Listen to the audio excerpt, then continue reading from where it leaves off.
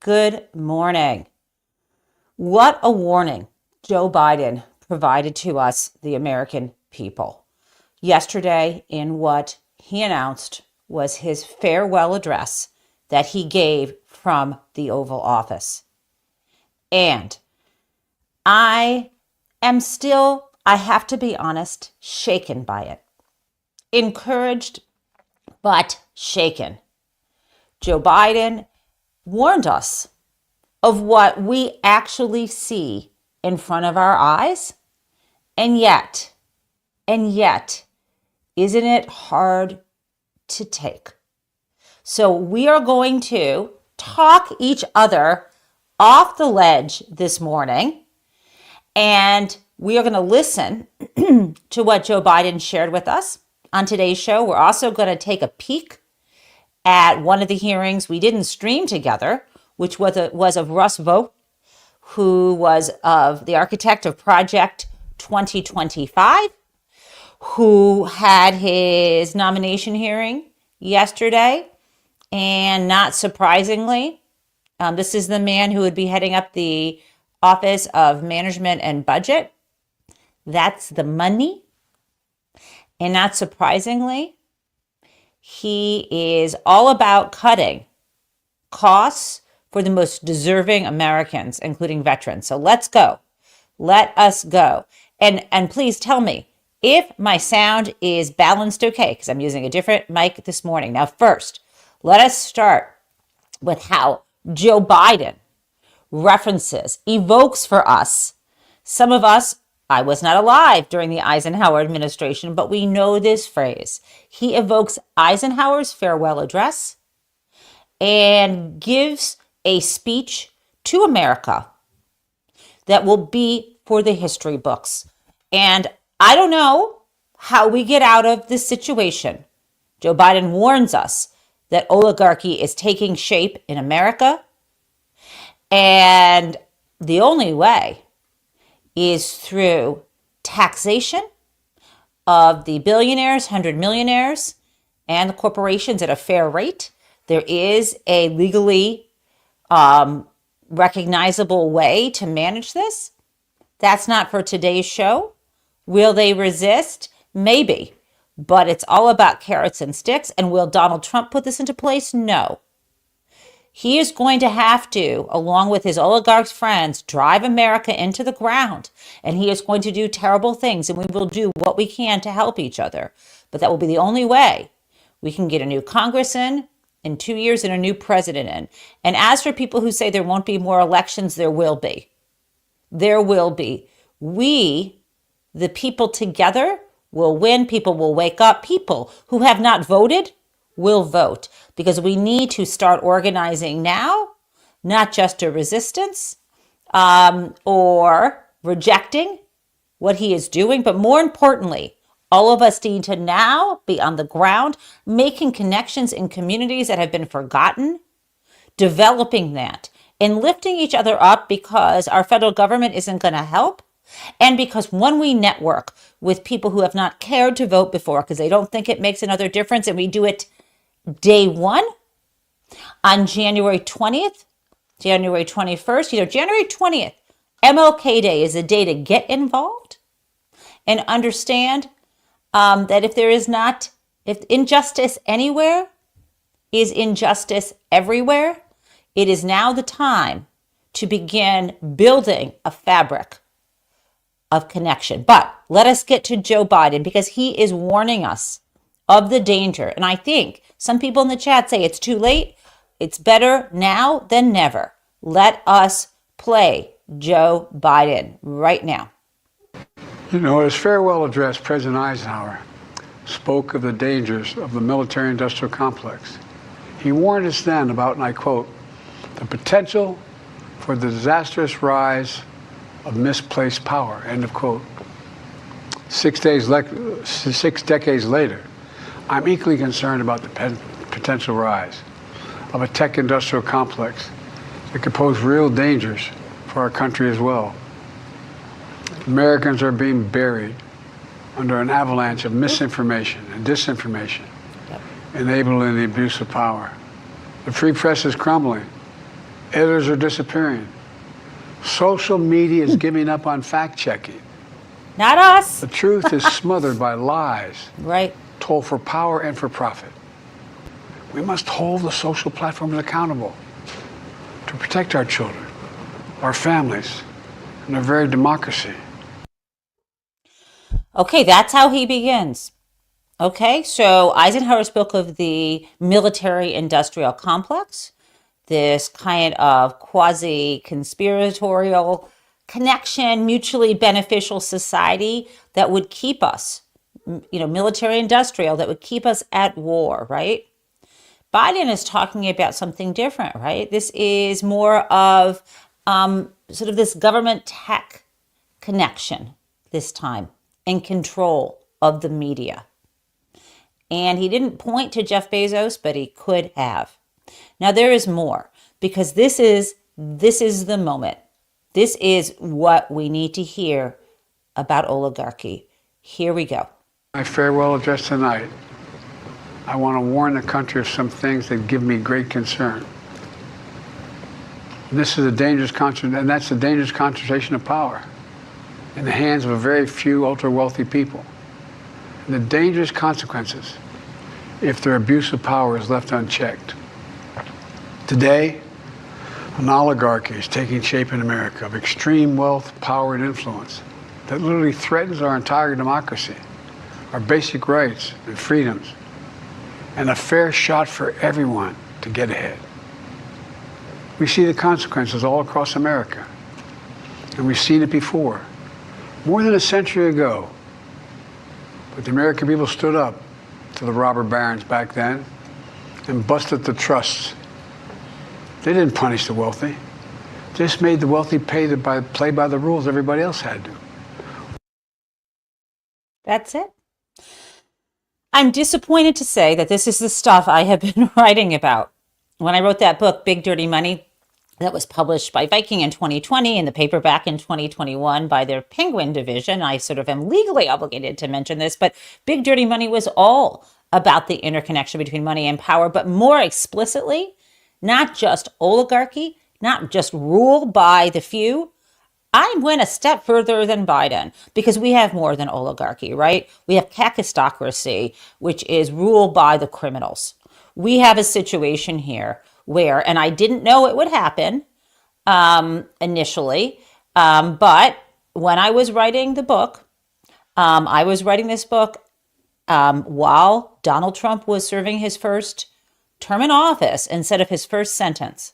And it was clear when I wrote Big Dirty Money, my main thesis is that white collar crime and similar types of corruption, and specifically crimes mostly for economic benefit committed by the elite, that is the definition of white collar crime, that white collar crime was a tool, is a tool for advancement of the white wealthy and well-connected, and to get more money and more power.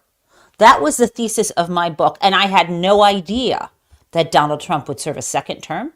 But I was certain then, and I'm certain now, that if our white-collar criminal laws, or specifically if the laws forbidding fraud and so on, had been properly and fairly enforced against the super wealthy, especially Donald Trump, where they didn't just get slap on the wrists and settlements, regulatory settlements, that Donald Trump would have spent time in a federal prison and not the Oval Office. And that, I believe, is uncontrovertible. There is no question. And on top of that, even knowing that, even having written my book and knowing that people, the Justice Department, have read it, even knowing that, flippin' Merrick Garland dragged his feet. The mistake was to look at Donald Trump as a political actor. The mistake was to say, oh, we only needed to appoint a special counsel when he announced he was Joe Biden's running mate. And the mistake was Merrick Garland thinking it would look too political if he went directly after Trump. And look, they're still saying he was a bad AG and he was biased. The reality is Donald Trump is the biggest white-collar criminal we have ever seen in our lifetime. He is bigger than Madoff. He is bigger than Charles Ponzi, whose name evokes, and his name is what we call the Ponzi scheme, the taking money from people and getting new money, it's promising investors you're going to invest the money and getting never investing it, just spending it and getting new investors' money to pay back the early people. That was named after Charles Ponzi, okay? Donald Trump is a bigger white-collar criminal than anybody. He is a fraud, and he is basically stealing from the American people. He is not a political figure, but he now has the control, and he couldn't maintain all this control without reining in his oligarchs. And this is what Putin did, right? So Putin is both a crime boss and an oligarch. And that is what we have in America. I am afraid to say that. I'm not so afraid, actually.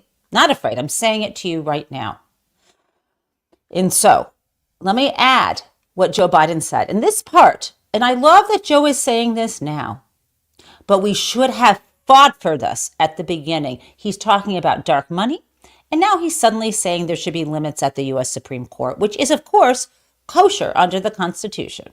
But he had no interest in doing it, and he should have done that on day one. Here we go. Dark money, that's that hidden funding behind too many campaigns contributions.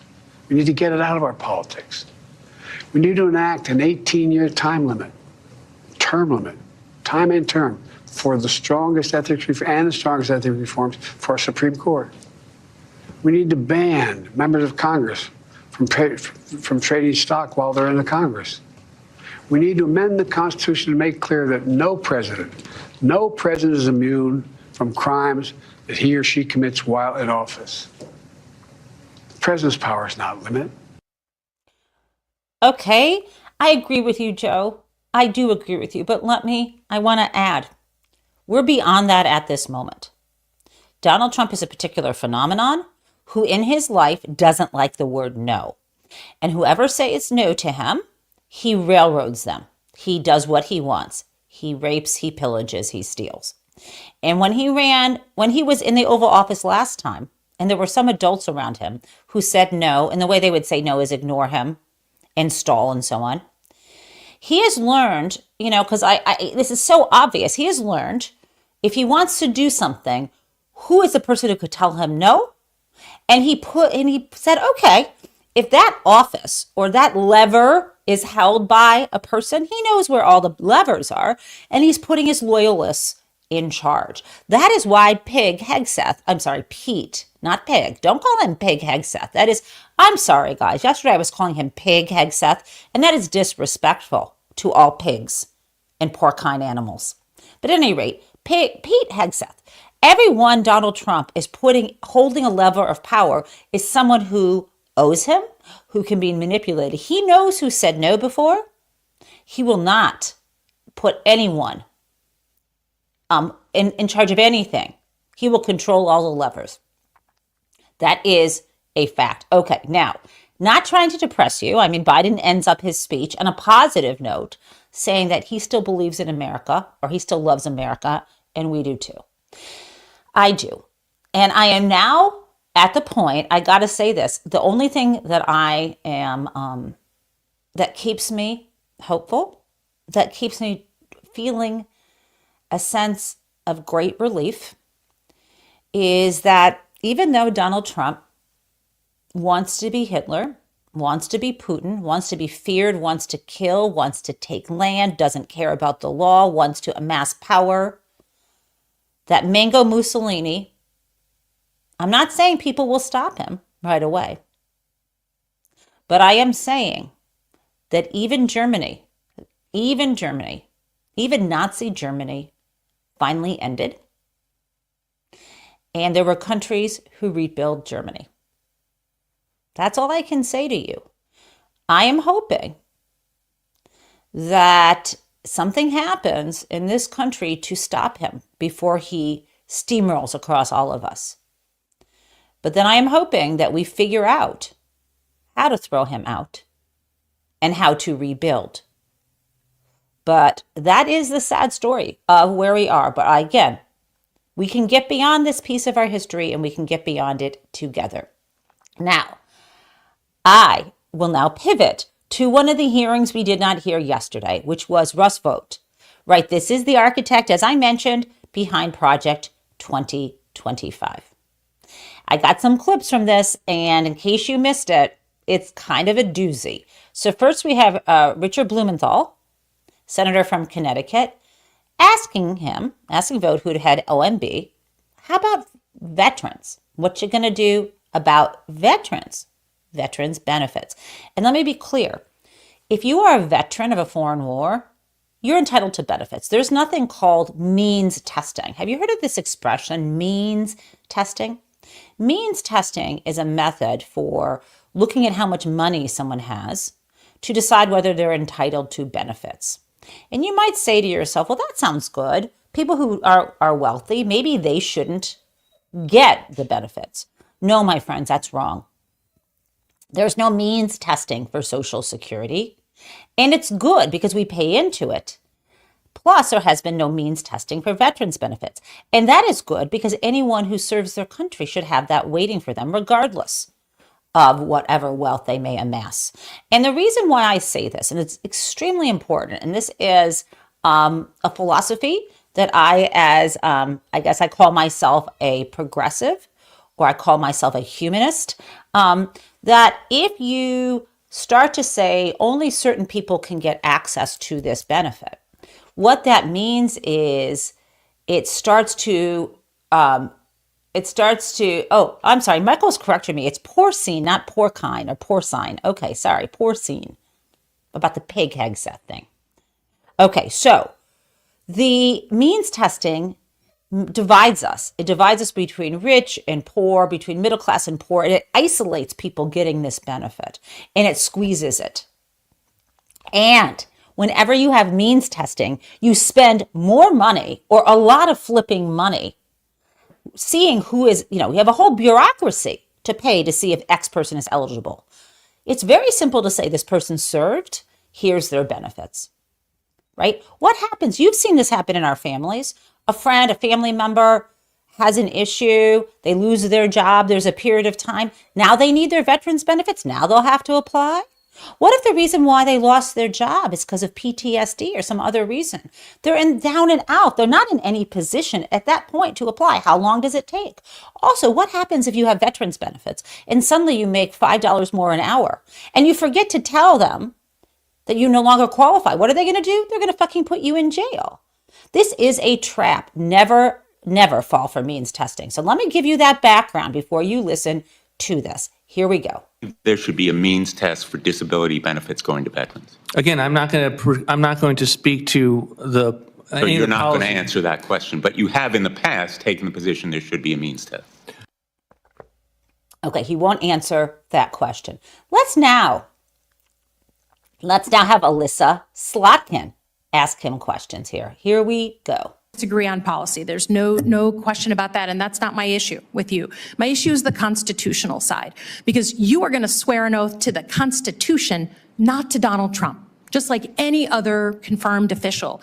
So can you confirm for me, please, that you will abide by the Constitution and current law as it is, not what you wish it to be? I absolutely will abide by the Constitution at all times. And your interpretation does not, pardon the pun, trump the interpretation of the Supreme Court or at current practice on the books. Again, administration goes through a very, very extensive policy process with the lawyers of the Department of Justice to abide by the Constitution. You can see how this bureaucratic, wonky answer you keep giving, right? You're claiming to be an outsider that says you're going to shake things up, but you're giving the most wonky answers. I love her. Now, not only was Alyssa Slotkin, new senator on this committee, grilling him, we also had Andy Kim, also a new senator. Here we go. Quote, the civil servants at OMB are amongst the most resourceful and innovative I've worked with. But I've also heard you say in other circumstances, quote, we want the bureaucrats to be traumatically affected. When they wake up in the morning, we want them not to want to go to work because they are increasingly viewed as the villains. We want to put them in trauma. I raised this with you because I was a career nonpartisan civil servant.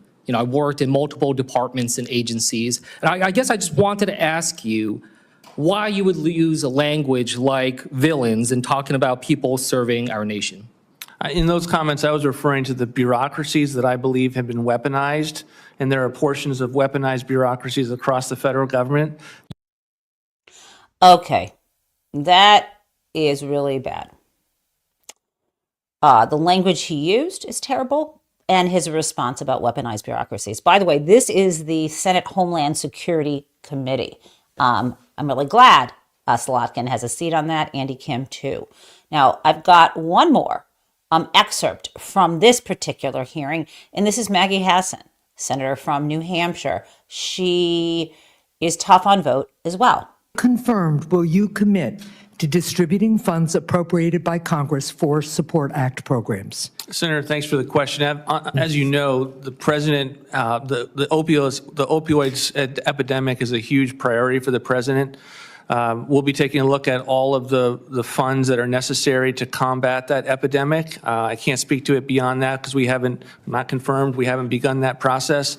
But you can certainly be assured that this was something that you heard about in the first term with regard to the president's interest in this area, and I can imagine it will continue to be that. Well, let me just be clear here because I'm following up on a point that Senator Peters made. We've appropriated the money.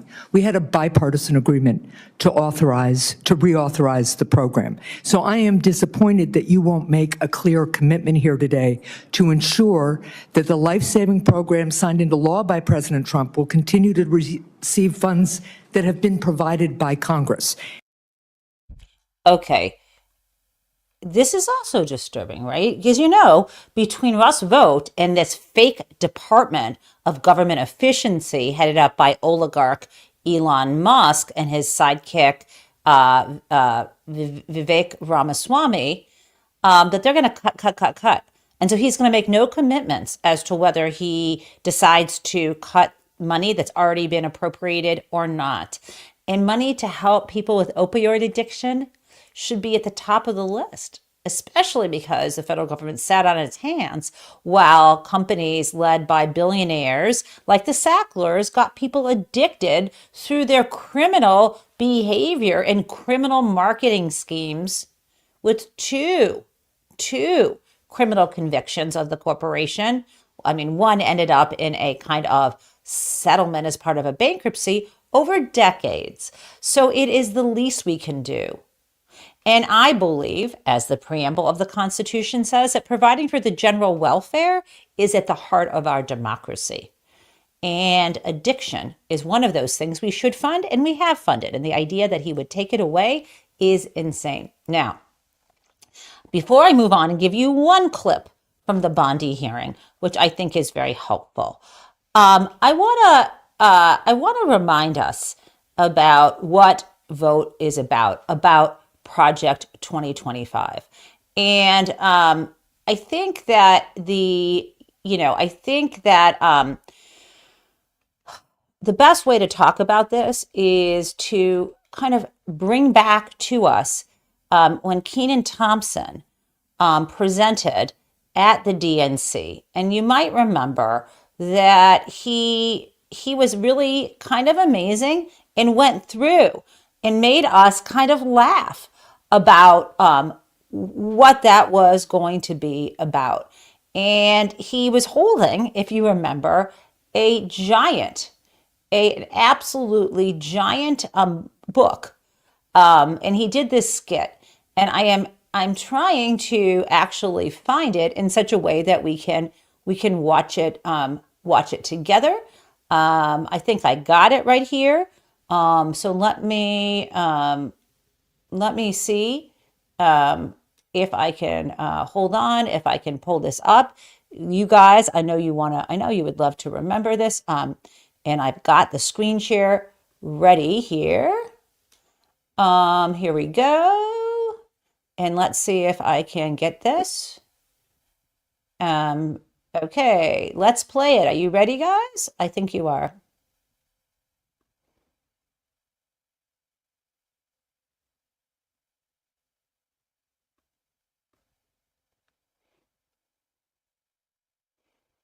Can you hear this?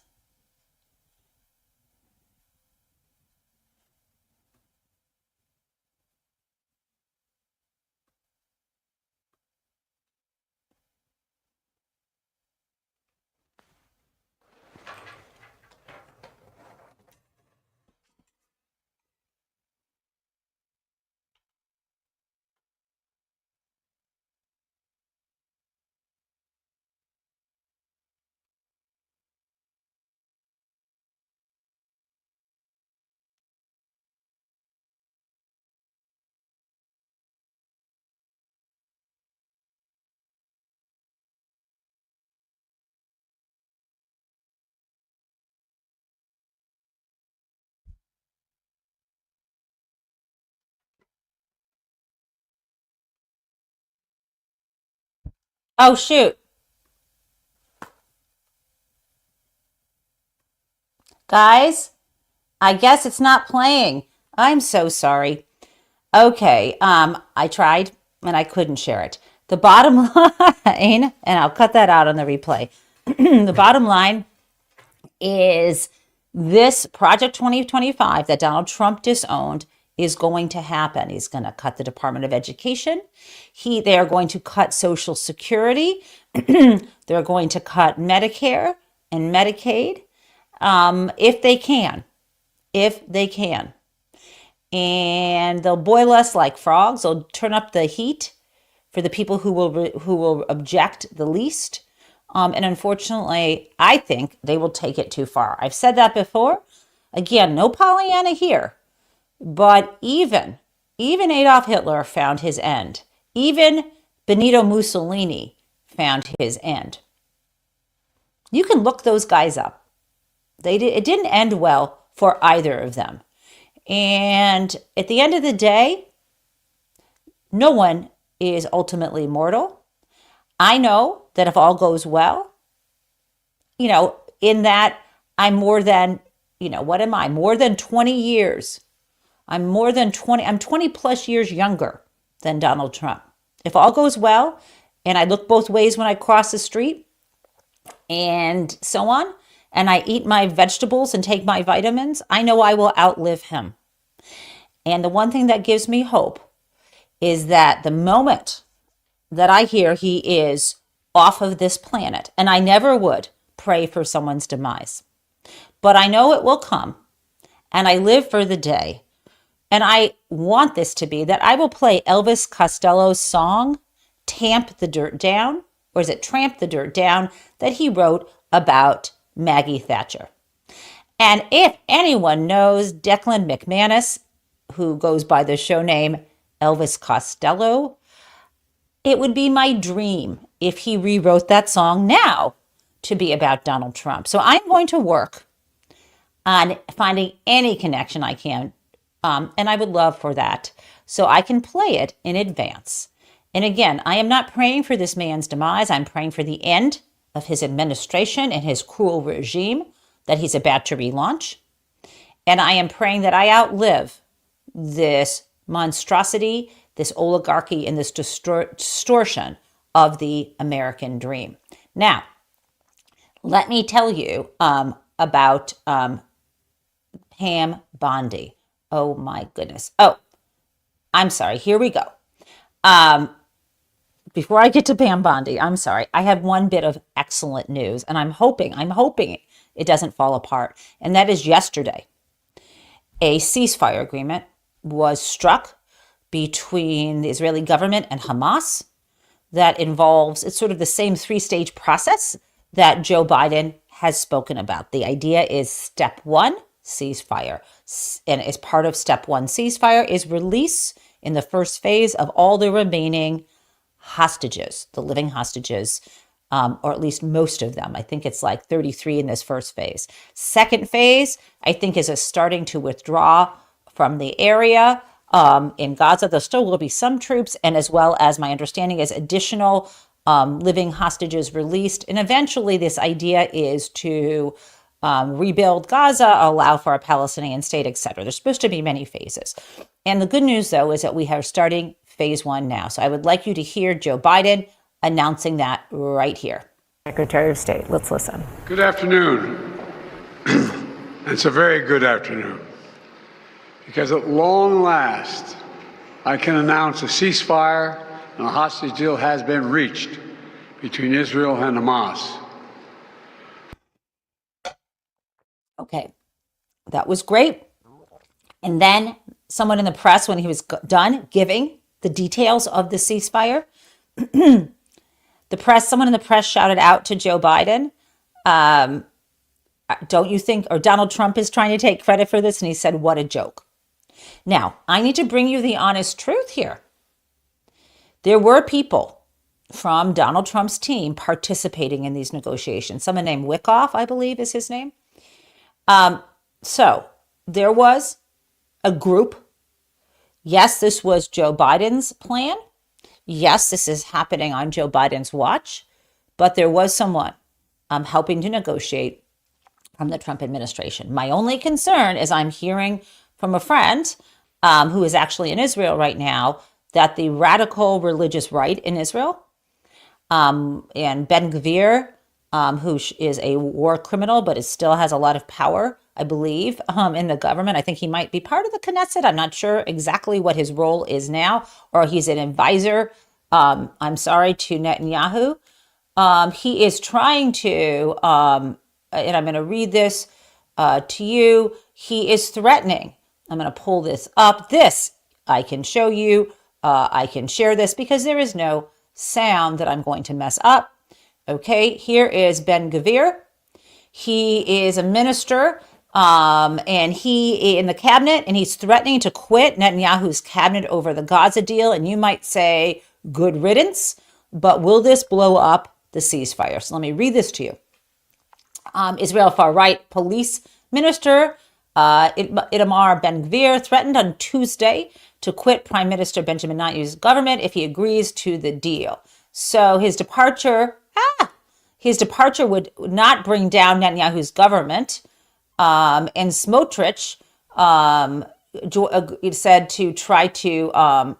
said he would join him, which would be, I'm just going to tell you, this isn't a good situation. I'm hoping the deal doesn't get messed up. I'm also hoping that people trust that the Trump administration will live up to all parts of the plan. We need a ceasefire. We need all of the hostages to come home.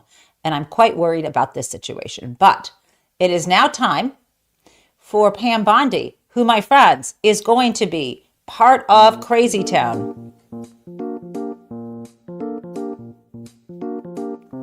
Great.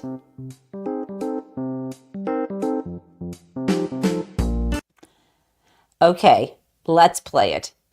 This is, as someone said in the chat, she is a Stepford candidate. Now, we watched most of it yesterday, or much of her hearing yesterday. It continues, I believe, today as well. But the thing with Bondi is she's smart, she was well prepared, but she's utterly craven and corrupt. So she is qualified for the job, but she's also one of those dangerous people who will hold one of the levers of power. She will not say no to Donald Trump. And I think we know that. And here we go. Let's play that. I want to ask you a factual question. Who won the 2020 presidential election? Joe Biden is the president of the United States. Ms. Bondi, you know that there is a difference between acknowledging it and, I can say that Donald Trump won the 2024 election. I may not like it, but I can say it. You cannot say who won the 2020 presidential election. Okay. It's disturbing that you can't. Let's go back and look at that one more time here. I want to ask you and let me just say this thing. There's something really distorted and juvenile and wrong with Donald Trump, that everyone he wants to pick to pull these levers of power for him look either like Ken or Barbie. Pete Hegseth looks like Ken. And I will say, I'm sorry, don't call him Pig. Pete Hegseth looks like a Ken doll. He is physically sort of a little bit of an Aryan ideal, right? He's attractive in a way that a newscaster is attractive if you look at people physically on the outside. I don't think it'd be a lot of fun to spend time with him. I'm not a blackout drunk, nor am someone who wants to be a victim of sexual assault. Been there, done that. Not the blackout drunk part. But you look at Pam Bondi as well. It's a choice that she presents herself the way she does. It is a choice. Just like a drag queen makes a choice to look a certain way, in a fabulous way, she believes this is a fabulous way for her to look. I'm not saying she looks like a drag queen. There's nothing ironic or fun about her look. She is conforming to a Barbie type stereotype in order to curry favor with Donald Trump. And it becomes like these people, and this is a piece of a kind of fascist ideology. I mean, remember with Hitler and the pictures of the athletes flying through the air, sort of the, Donald Trump and his belief about, genetics and so on. There is this very fascist way that everyone who is going to be allowed to speak will look in a sort of uniform type way. And I'm concerned about what that says. Did I also mention that they're all white? That many of the people at their hearings are praising Jesus Christ, a kind of white evangelicalism. I am pro-religion. I'm pro-non-religion. I am pro-celebrating our diverse types of belief systems. I am not for establishing a religion that is against the U.S. Constitution, and I'm not for this kind of far-right Christian nationalism. Just like I am not for the far-right Jewish nationalism in Israel, right? Like, this is dangerous us-them stuff used to gain power, and the kind of people who lead that are dangerous. Now, I'm going to play it one more time. Let me play, and then I will play us out. This is Crazy Town. This will be our Attorney General of the United States. Factual question. Who won the 2020 presidential election? Joe Biden is the President of the United States. Ms. Bondi, you know that there is a difference between acknowledging it and, I can say that Donald Trump won the 2024 election. I may not like it. I want to ask you a factual question. Who won the 2020 presidential election?